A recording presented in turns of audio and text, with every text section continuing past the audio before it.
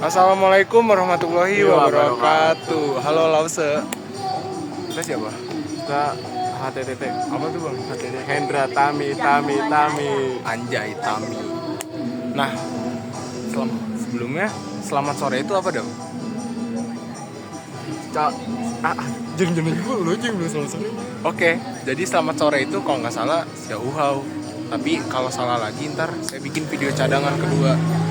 Nah, jadi Lause di sini saya bersama Adam ingin melakukan kegiatan memvideokan acara barongsai di Cibinong City Mall. Jadi tunggu apa tuh bang?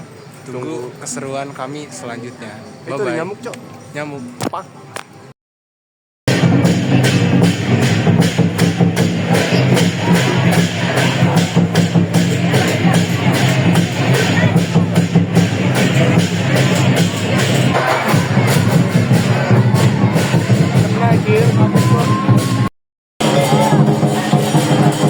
Kemudian di saat kami tiba di CCM, ternyata kami bertemu dengan teman-teman yang lain, yaitu ada Fikri, Raka, dan Yofi, dan juga tentunya ada Ria.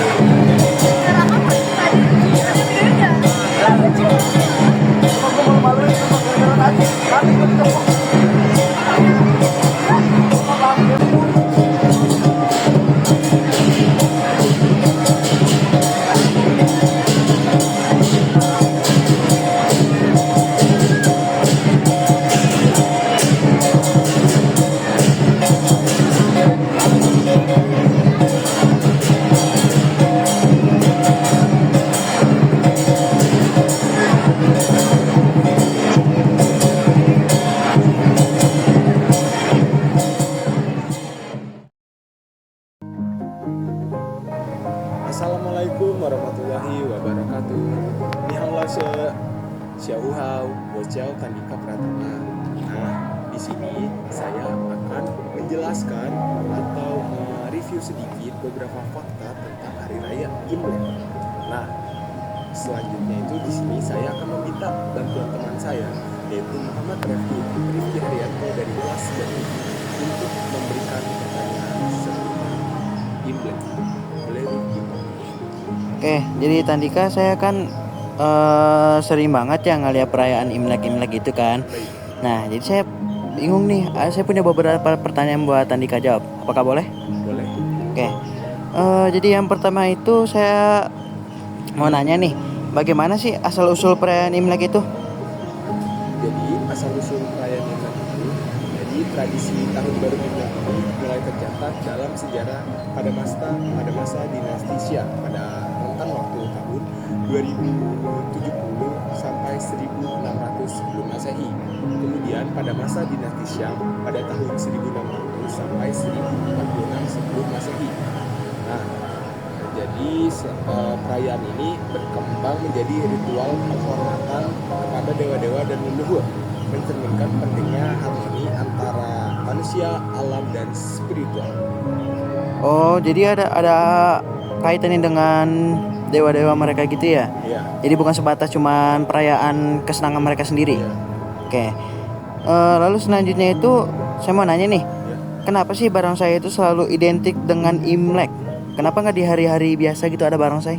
Nah, jadi kenapa asal-usul dengan Imlek? Jadi tarian ini tuh dibawakan saat Imlek dengan tujuan tuh membawa kemakmuran dan keberuntungan untuk tahun mendatang. Nah, selain itu, barongsai juga ditampilkan untuk menyemarakkan suasana festival tahun baru Imlek. Oh, jadi emang kalau acara tahunan pasti ada ya barongsai itu ya? Ya. Oke, yang selanjutnya tradisinya nih. Apa aja sih tradisi yang dilakukan kalau pas Imlek itu? Jadi tradisi yang dilakukan itu banyak, Rian. Yang pertama itu setahu saya nih setelah melakukan beberapa wawancara, nah yang pertama itu bersih-bersih. Jadi yang saya rekap dari wawancara beberapa teman saya sebelumnya yang orang Chinese, yang pertama itu tradisi membersihkan rumah sebelum hari raya Imlek. Nah, kemudian dekorasi warna merah, jadi mendekorasi rumah dengan warna-warna merah. Kemudian ada menyajikan hidangan khas seperti menyantap hidangan kue khas Imlek seperti jeruk dan kue keranjang. Nah, selanjutnya nih yang mungkin sangat familiar di telinga kita itu berbagi angpau. Jadi memberikan angpau pada sanak atau saudara itu sebagai simbol keberuntungan dan kebahagiaan. Nah, mungkin yang terakhir yaitu melaksanakan sembahyang kepada leluhur pada malam pergantian tahun, dan yang terakhir tidak lupa pertunjukan barongsai. Tradisi ternyata selain bersih-bersih rumah juga pasti kunjungan kerabat itu salah satunya ya? Iya. Dan itu udah pasti tiap tahun? Oke. Oh ya, nih terkait barongsai, terkait tarian barongsai ini nih. Iya. Apa sih sebenarnya makna tarian barongsai itu? Nah, jadi makna tarian barongsai ini tuh ya untuk mengusir hal-hal spiritual yang berbau negatif. Nah, jadi yang saya ketahui itu yang pertama itu mengusir arwah-arwah atau energi negatif, kemudian sebagai simbol keberuntungan dan penghobian untuk tahun baru mendatang. Oh, jadi tarian barongsai itu kayak mengusir roh-roh jahat gitu, Ya. yang ada di sekitar. Ya. Oh begitu. Oke deh. Saya rasa cukup. Wah, sepertinya lupa satu pertanyaan nih.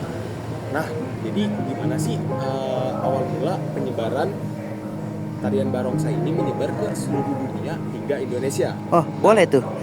Jadi yang pertama ini yang saya rekam itu dimulai pada zaman dinasti Han dari tahun 206 sebelum Masehi hingga 220 Masehi. Nah, barongsai muncul sebagai tarian dalam acara kerajaan dan festival rakyat. Nah, tarian ini menjadi bagian dari upacara untuk menghibur sang kaisar. Kemudian ada dari dinasti Tang pada tahun 618 hingga 907 Masehi. Nah, jadi pada periode ini barongsai ini semakin populer. Bahkan Kaisar Taizong dari dinasti Tang menggunakan tarian singa untuk menjamu tamu-tamu dari negara lain. Nah, kemudian pada periode dinasti Ming dan dinasti Qing antara tahun 1368 hingga tahun 1912 Masehi, barongsai berkembang menjadi dua gaya utama, yaitu barongsai utara yang lebih mengutamakan akrobatik dan barongsai selatan yang lebih simbolis dan memiliki gerakan khas kepala dan mata. Nah, terakhir di abad ke-20 hingga sekarang, barongsai menyebar ke berbagai negara, terutama di komunitas Tionghoa di Asia Tenggara, termasuk Indonesia, Malaysia, dan Singapura. Nah, di Indonesia sendiri, barongsai sempat dilarang pada era Orde Baru, tetapi kembali berkembang pesat setelah reformasi tahun 1998. Oke, sekian pemaparan yang saya dapat presentasikan. Nah, berhubung Adam tidak ada karena Adam hanya untuk di awal intro. Wassalamualaikum warahmatullahi wabarakatuh. Xie xie lao